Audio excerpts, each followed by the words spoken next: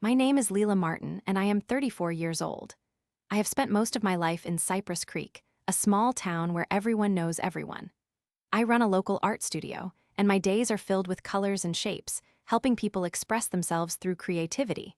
Despite my efforts to spread joy and inspiration, life has not always been easy for my family.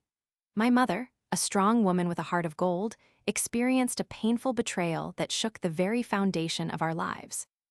When I was younger, she bought a convenience store, believing a con man who told her he was dying of cancer. This man had tricked her into paying far too much for a business that was not worth even half of what he claimed. I still recall the look on her face when she handed over a large sum of her hard-earned money to this fraudster, and I felt so helpless as I lived overseas, unable to do anything to protect her.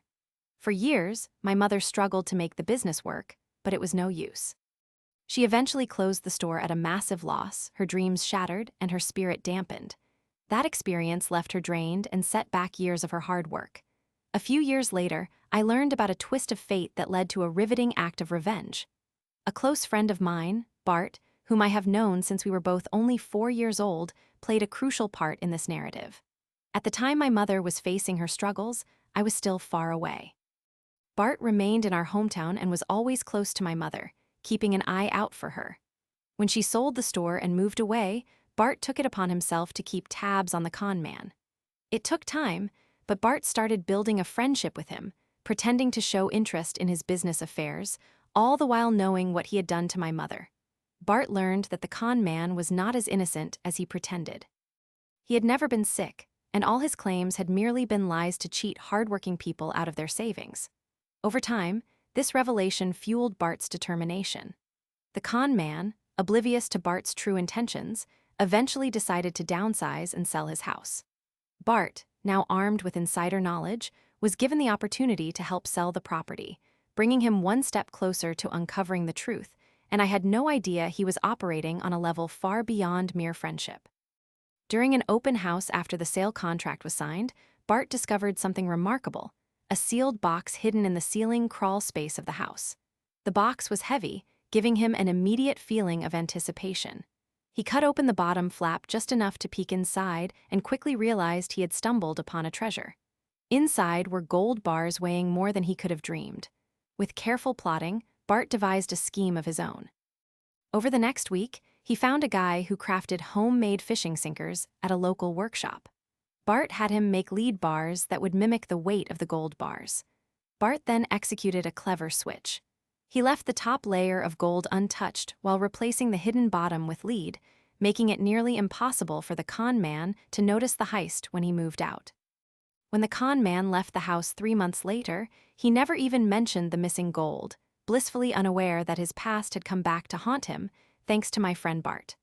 Bart sold the gold and made sure to give my mother a significant contribution. Keeping his promise for secrecy, Bart swore my mother to silence. But last year, she finally broke down and told me the whole story. That was a moment of mixed emotions for me. I was proud of Bart for taking action and getting back at the person who had hurt my mother. Yet, I felt a rush of sadness knowing that the money, around 35,000 Australian dollars, was still short of everything my mother lost, but had made a significant difference in her life at that time. As I listened to her recount that twist of fate, I realized how far Bart had gone to remedy the wrong that had been done. He had not only avenged my mother, but restored a part of her spirit. I could not help but reflect on how life sometimes has unexpected ways of delivering justice. Finding solace in the creative expressions of my art studio, I started to channel my feelings into my artwork. I began painting murals on the walls of my studio, each depicting themes of hope, resilience, and revenge, themes that resonated deeply within me. My mother found renewed strength and joy, rekindling her passion for life. We spent more time together, laughing and sharing stories, as the weight of the past began to lift from her heart. Life in Cypress Creek returned to a sense of normalcy, but I would never forget the rallies of loyalty and the complexity of human emotion that both Bart and my mother displayed.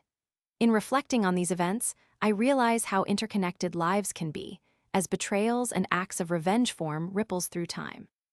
Bart taught us that sometimes revenge can serve to heal old wounds.